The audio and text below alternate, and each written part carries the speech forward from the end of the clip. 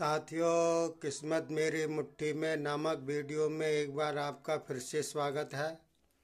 साथियों, पिछली वीडियो में जो 6 वीडियो बनी हुई हैं उसमें मैंने आपको स्वर विज्ञान के बारे में कुछ जानकारी दी थी। इस वीडियो में भी मैं आपको स्वर विज्ञान के बारे में कुछ जानकारी दे रहा हूं, उसका उपयोग के बारे में बतला रहा हूं।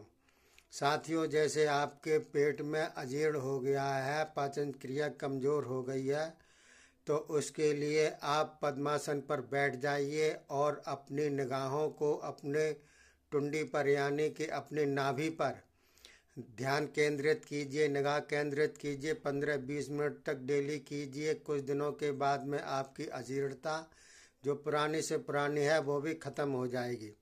इसके अलावा देखिए साथियों, अगर आपके दांतों में दर्द होता है या फिर दांत हिलते हैं तो उसके लिए आप जैसे पेशाब करने जाते हैं या लैट्रिन करने जाते हैं तो ऊपर और नीचे के दोनों दांतों को आप कस करके दबाइए, और इस प्रकार कई बार करने से आपके दांतों का हिलना और दांत का दर्द भी बंद हो जाता है।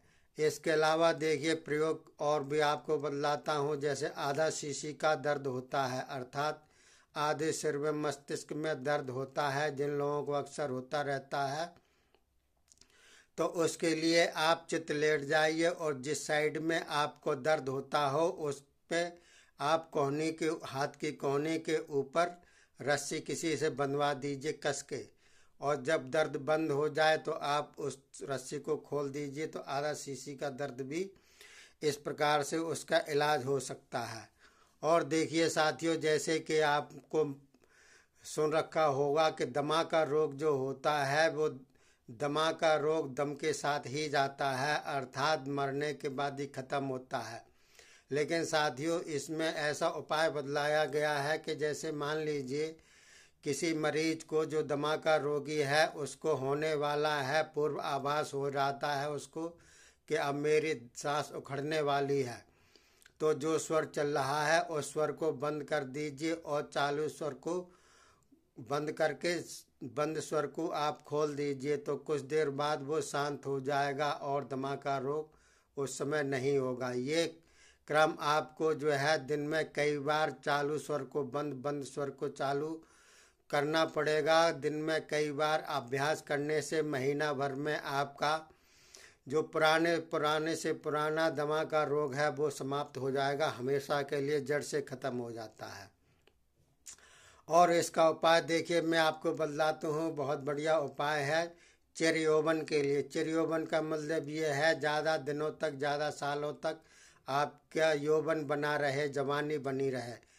उसके लिए उपाय ये है स्वर विज्ञान में कि आप अपने स्वर को जो चालू स्वर है उसको बंद और बंद स्वर को आप चालू करने का अभ्यास दिन में कई बार कीजिए, तो ऐसा करने से आपका चिरयौवन हो जाता है। और देखिए मैंने तो आपको बतला दिया कि चालू स्वर को बंद, बंद स्वर को चालू कैसे किया जाता है, कि रुई का इसका प्रयोग किया जाता है। आजकल मास्क चले हुए हैं तो बहुत बढ़िया है, आप रुई का प्रयोग कीजिए, ऊपर से मास्क लगा लीजिए, तो किसी को पता भी नहीं चलेगा कि मास्क के अंदर क्या गड़बड़ी चल रही है। तो इस प्रकार से आप कर सकते हैं। इसके अलावा देखिए अगर कहीं पर आग लग गई हो, भयंकर आग लगी हुई हो और उस समय कोई उपाय ना सूझ रहा हो, तो आप एक जल पात्र ले लीजिए और जिस तरफ से हवा चल रही हो, आग लगी हो, उधर साइड में आप खड़े हो करके मुँह करके आप जो स्वर चल रहा है, सूर्य स्वर चल रहा हो या चंद्र स्वर चल रहा हो, जो भी स्वर चल रहा हो उस स्वर में आप जो है थोड़ा सा पानी अंदर लीजिए नाक के द्वारा। इसके बाद उस जल पात्र से आप 1 चम्मच से जल लेकर के, सिर्फ 1 चम्मच लेकर के उस जल को चम्मच से ही जो है उस आग के ऊपर छिड़क दीजिए, तो आग भी कंट्रोल में हो जाएगी और आगे नहीं बढ़ेगी। तो ये तो देखिए हमने आपको कुछ ऐसे उपाय बतलाए हैं जो कि कोई भी आदमी कर सकता है। इसके अलावा जो मैं आपको आगे उपाय बतलाने वाला हूँ, ये उपाय उन लोगों के लिए है जो योग की ओर अग्रसर होना चाहते हैं और जिनको ईश्वर के ऊपर विश्वास है, अटूट विश्वास है। उनके लिए है जो संसार से अपना मोह त्याग चुके हैं और जो दुखी हो चुके हैं और इस मानव से ज़्यादा ऊपर उठना चाहते हैं, अर्थात देव योनि में जाना चाहते हैं। ये भी इसमें एक बहुत बढ़िया उपाय बतलाया हुआ है। ये उन्हीं लोगों के लिए है जो जितेंद्रिय बनना चाहते हैं या बन सकते हैं। जितेंद्रिय का मतलब ये होता है जो 5 कर्मेंद्रिय और 5 ज्ञानेंद्रिय होती हैं, उनके ऊपर आपको कंट्रोल होना चाहिए। इसका पहले तो ये सिद्धांत है। और जो नशे पत्ते वाले हैं उनसे दूर, और आप जो अगर नशा पत्ता करते हैं उनसे भी आपको दूर रहना पड़ेगा। और इसके अलावा आपको कोई स्वास्थ्य की बीमारी ना हो या कोई टीबी वगैरह अस्थमा वगैरह की बीमारी ना हो, ये उनके लिए ही है। और जो साधु संत की श्रेणियों में जाना चाहते हैं, जो चोटी के साधु संत हुए हैं, ये दिखावटी साधु संत नहीं, जो हकीकत में हैं और जो अपना अगला जीवन सुधारना चाहते हैं, ये वीडियो अगला उनके लिए है। तो देखिए, मैं आपको बतलाता हूँ कि पहले तो आप जो है इन चीज़ों से आप मुक्त होइए, जितेंद्रिय बनिए और नशा पत्ता आप दूर कीजिए। इसके अलावा आप भोजन के ऊपर थोड़ा आपको कंट्रोल करना पड़ेगा। भोजन के ऊपर विशेष रूप से ध्यान देना पड़ेगा। आपको सात्विक भोजन करना पड़ेगा और ज़्यादा चटपटा भोजन, ज़्यादा खट्टा भोजन या बासी भोजन, ज़्यादा ठंडा या ज़्यादा गर्म भोजन से परहेज आपको रखना पड़ेगा। और इसके अलावा आप जो है मिर्च मसाले तेल वगैरह ज़्यादा इस्तेमाल नहीं करेंगे। और आप जितनी आपको भूख है, जितनी आपकी खुराक है, उसके आप जो है आधा भाग ही आप जो है भोजन करेंगे और आधे भाग में आप पानी और हवा के लिए छोड़ देंगे। ये उसका जो है नियम होता है। इसके अलावा आपको स्वर साधना करनी पड़ेगी। स्वर साधना के लिए ये होता है कि जैसे मान लीजिए आप जो है स्वर साधन आपको करना पड़ेगा। स्वर साधन के लिए आप चावल ले लीजिए पके हुए, और गाय का मट्ठा या छाछ जिसको कहते हैं, उसको आप लीजिए और थोड़ी सा मीठा करके आप उसको ग्रहण कीजिए। और 24 घंटे में एक बार ही आपको लेना है, एक बार ही भोजन करना है और थोड़ा भोजन करना है। और पद्मासन पर बैठ करके आपको जो है अपना ध्यान नाक के अग्रभाग पर, नासाग्र भाग पर जो है केंद्रित करना है ध्यान। जैसे आपने देखा होगा कि जैन मंदिरों में महावीर की जो मूर्ति होती है या ऋषभ देव की जो मूर्ति होती है, उनमें आपने विशेष रूप से देखा होगा कि उनकी पलकें झुकी हुई होती हैं और उनका नासाग्र भाग पर ध्यान रहता है। इस प्रकार से आपको ध्यान करना पड़ेगा नासाग्र भाग पर। धीरे धीरे फिर आप मस्तक पर ले जाइए अपना ध्यान, फिर आप सिर पर ले जाइए अपना ध्यान। इस प्रकार से करने पर 40 दिन तक अगर आप ये निरंतर करते रहेंगे तो आपका जो है स्वर साधन हो जाएगा और दूरदृष्टि हो जाएगी, अंतर्दृष्टि हो जाएगी और देव दर्शन भी आपको हो जाएंगे। जो आप जिस देवता की पूजा करते हैं, लोग बाग मानते नहीं हैं, लेकिन आप अगर मानते हैं तो देव दर्शन भी आपको हो जाएंगे और दूरदृष्टि भी आपकी हो जाएगी। दूरदृष्टि का मतलब ये नहीं है कि यहाँ से आप बैठे बैठे कई किलोमीटर के आप जो है देख लें, ऐसा कुछ नहीं है। और ना ही ऐसा है कि आप बैठे बैठे दिल्ली या बम्बई का जो है हाल चाल मालूम कर लें बैठे बैठे, ऐसा भी नहीं है। और दूरदृष्टि का मतलब अगर आप ये समझते हैं तो क्या है, क्या यही है कि रूस, अमेरिका, जापान वगैरह का आप हालचाल मालूम कर लें? ऐसा भी नहीं है साथियों। दूरदृष्टि का मतलब बहुत बड़ा होता है। इसमें मैं आपको अपना संस्मरण सुनाता हूँ। जब मैं बचपन में 17-18 साल का था तो हमारे घर के सामने आर्य समाज मंदिर था। वहाँ पर हर साल प्रवचनकर्ता पंडित आते थे, विद्वान आते थे, वहाँ प्रवचन करते थे। तो उन्होंने एक बार दयानंद सरस्वती जी के बारे में प्रवचन किया, बतलाया उन्होंने कि उन्होंने वो योगाभ्यासी थे। दयानंद सरस्वती आर्य समाज के योग प्रवर्तक थे। तो उन्होंने अपने योग बल से इस सूर्य के अलावा 3 और सूर्यों का जो है देखा था कि 3 सूर्य और जो उन्होंने खोज की थी अपने में लिखा हुआ है, और कहा था कि आगे भी मैं इसमें देख सकता हूँ, खोज रहा हूँ, आगे भी और भी सूर्य हो सकते हैं इस ब्रह्मांड में, इस जो है वायुमंडल में। तो उनको जो है वो योग विद्या काफ़ी जानते थे, लेकिन उस समय उनके कुछ दुश्मन भी बहुत थे, क्योंकि उनसे चलते थे, क्योंकि धर्मांधता वाले आदमी ज़्यादा थे। और उस समय वो वेदों का जो प्रचार भी कर रहे थे भारत में, तो वेदों के लोग बाग बहुत कम जानकारी रखते थे, वो उनके दुश्मन थे। तो एक बार तो उन्होंने दुश्मनी के कारण उनको जो है मारने के लिए 2 पहलवानों को भेजा गया। तो उस समय सरस्वती जी जो थे वहाँ पर जो है किनारे पर जहाँ पानी वानी होता है वहाँ पर सरयू कहीं पर जो है तालाब, या उसमें मेरे को ध्यान नहीं है कि नदी के किनारे या तालाब के किनारे, कहीं पर सरोवर के किनारे बैठे हुए थे स्वामी जी। तो उनके पास दोनों जो है पहलवान आए और उनको पकड़ करके जहाँ पानी था वहाँ पर ले गए। तो वहाँ पर जो है जब स्वामी जी ने देखा कि ये हमको मारने के लिए आए हैं, तो उन्होंने क्या किया कि एक कांख में एक पहलवान की गर्दन दबा ली और दूसरे कांख में दूसरे पहलवान की गर्दन दबा ली और पानी में छलांग लगा दी। तो कुछ देर बाद उनके जो है दोनों पहलवान तड़पने लगे और दयानंद सरस्वती को जो है दया आ गई, तो उन्होंने बाहर उनको निकाला।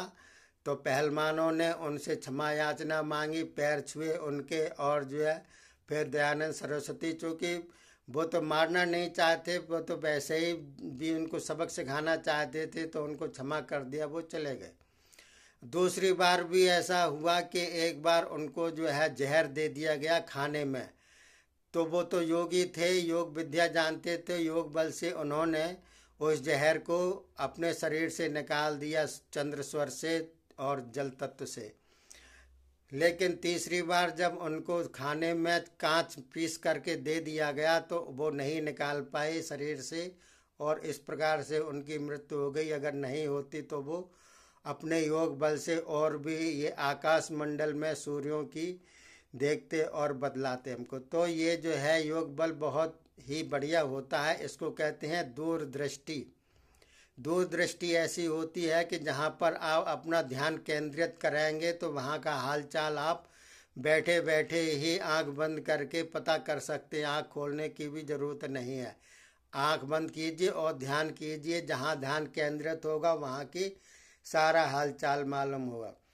तो ऐसे ही एक राजा रणजीत सिंह थे। अंग्रेज़ों ने ये सुन रखा था कि वो योग विद्या जानते हैं, तो उनको जो है आग्रह करके बुला भेजा। तो राजा रणजीत सिंह थे, अपने कुछ साथियों के साथ अंग्रेज़ों के सामने पेश हो गए। अंग्रेज़ों ने विनती करके आरजू मिन्नत कर से उनसे कहा कि आप अपना जो है थोड़ा बहुत चमत्कार दिखलाइए योग बल का।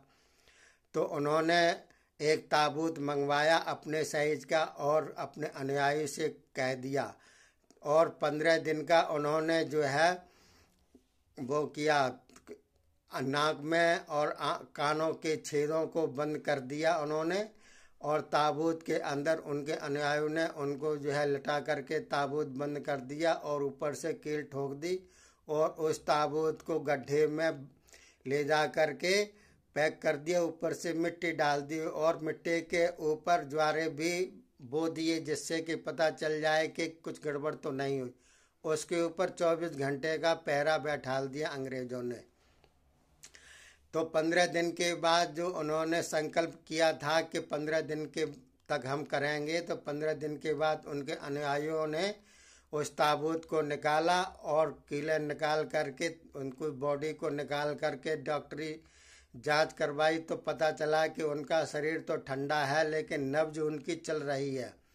तो उनके अनुयायियों ने उनके शरीर में जो है घर्षण करके मालिश करना शुरू किया, तो थोड़ी देर में उनका शरीर नॉर्मल हो गया। नाक से कान से रुई निकाल करके उनका शरीर इस प्रकार से मैं आपको बतलाता हूँ। तो योग बल में बहुत ही शक्ति होती है, तो ये सब आप कर सकते हैं। तो देखिए इनके और भी कई प्रयोग हैं जो मैं आपको बतला रहा हूँ। जैसे कि सांस की गति साधारण गति होती है, 12 अंगुल की होती है, 12 अंगुल बाहर निकलता है श्वास। अगर इसको आप धीरे धीरे करके आप 10 अंगुल तक लाएंगे तो प्राण स्थिर हो जाते हैं शरीर में। और अगर यही आप मान लीजिए 9 अंगुल लाएंगे तो कवित्व शक्ति मिल जाती है। कवित्व शब्द का मतलब ये होता है कि कोई भी बात आप किसी से कहेंगे तो जो वो मंत्र मुग्ध होकर के आपकी बात सुनेगा और आपके ऊपर जो है न्योछावर हो जाएगा। आपकी ऐसी जो है वाणी में कवित्व शक्ति आ जाती है। और दीजिए अगर आप 8 अंगुल प्रमाण लाएंगे, प्रमाण का मतलब तो आपको मैंने बदला ही दिया है, नाक से जो बाहर सांस निकलती है जितनी दूरी को उसको प्रमाण कहते हैं, और अंगुल तो आपको बदला ही दिया, उंगली वगैरह होती। 8 अंगुल लाएंगे आप तो वाक सिद्धि हो जाती है, जो भी आप बोलेंगे वो बिल्कुल जो है हो जाएगा, आपको वाक सिद्धि उसको कहते हैं। और देखिए अगर आप 7 अंगुल लाएंगे घटा करके, चूँकि ये अभ्यास का काम है, डेली आप धीरे धीरे अभ्यास कीजिए, सांस को अंदर खींचिए तेजी से और उसका कुंभक कीजिए जितनी आपकी सामर्थ्य है, और फिर आप धीरे धीरे सांस निकालिए।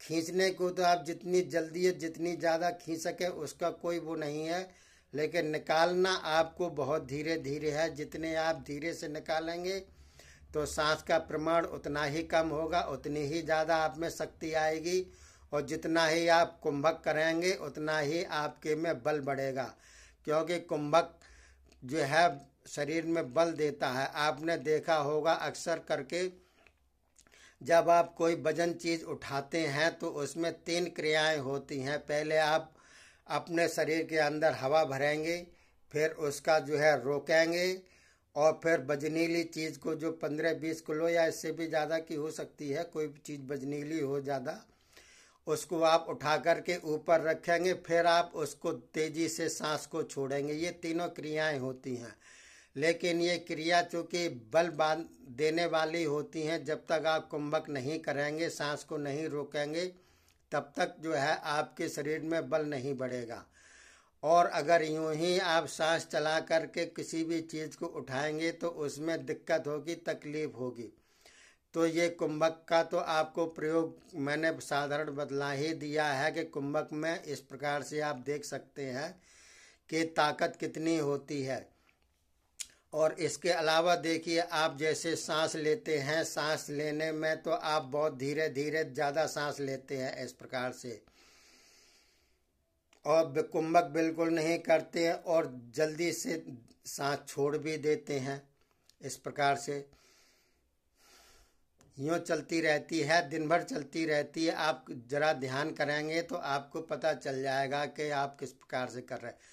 तो ये कुंभक तो बिल्कुल नहीं उसमें होता है, लेकिन जो है आप जो सांस लेते हैं वो धीरे धीरे ज़्यादा लेते हैं और छोड़ते बहुत जल्दी, जिससे कि हवा में जो भी शक्ति होती है वो अन्यत्र चली जाती है, बाहर निकल जाती है, और 7-8% ही वो आप उसमें से शक्ति ले पाते हैं। पूरी शक्ति लेने के लिए ईश्वर ने हवा में जो शक्ति दी है, जितनी ही आप रोकेंगे अपने शरीर के अंदर हवा को और धीरे धीरे निकालेंगे, उतनी ही शक्ति आपके में ज़्यादा बढ़ेगी। तो देखिए अगर आप 6 अंगुल ले जाते हैं प्रमाण में बाहर निकालने के लिए, तो आप में समझ लीजिए उड़ने की शक्ति आ जाएगी। इतनी शक्ति आ जाएगी कि आप हल्के हो जाएंगे और उड़ने लग जाएंगे, उड़ने की शक्ति आ जाएगी आप में।